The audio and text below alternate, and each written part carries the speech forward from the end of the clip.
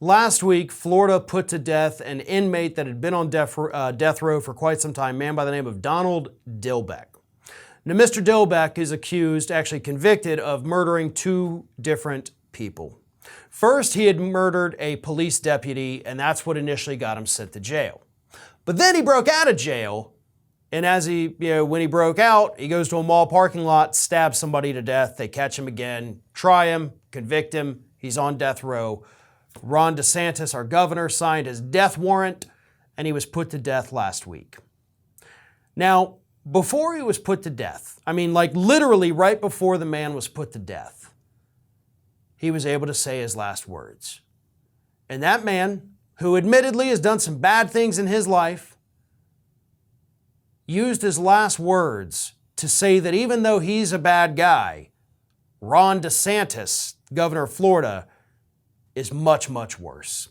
Here are his words. I know I hurt people when I was young. I really messed up. But I know Ron DeSantis has done a lot worse. He's taken a lot from a lot of people. I speak for all men, women, and children. He's put his foot on our necks. Ron DeSantis and other people like him can suck our... Anyway. I get why you wanted to throw that last line in, but I will say before you threw that in, that was actually a very powerful message. Even coming from a convicted murderer. Here's the thing.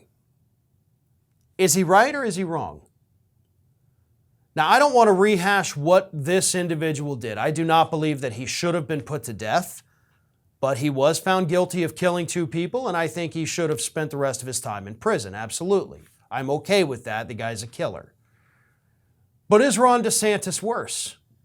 So this man knowingly, willingly killed two individuals on two separate occasions. Ron DeSantis, through his policies, has killed almost 100,000 Floridians.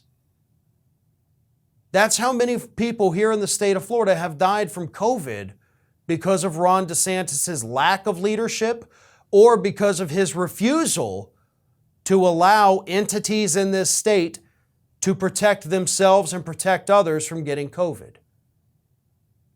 But just because Ron DeSantis didn't walk up to these people and put a knife in their throat, just because Ron DeSantis didn't walk up to them and pull a trigger, we don't get to look at him as a potential murderer? I don't think that's fair. When you make the decision that ultimately leads to someone's death, you are responsible for that death in my book. And I would say that killing 95,000 people, 100,000 people is worse than killing two people. Wouldn't you? But that's what Ron DeSantis' policies on COVID alone have caused. He also has laws out there targeting already persecuted minority groups. The transgender community is absolutely at the top of that list. This is a group that already has an exceptionally high instance of self-harm. How many of them are going to continue that, possibly taking it all the way to the end because of DeSantis going out there passing laws specifically targeting them? Those deaths would be on his hands, by the way. So I'm inclined to agree with the murderer that, yeah, what he did was bad, but what Ron DeSantis and so many other Republicans have done is far worse.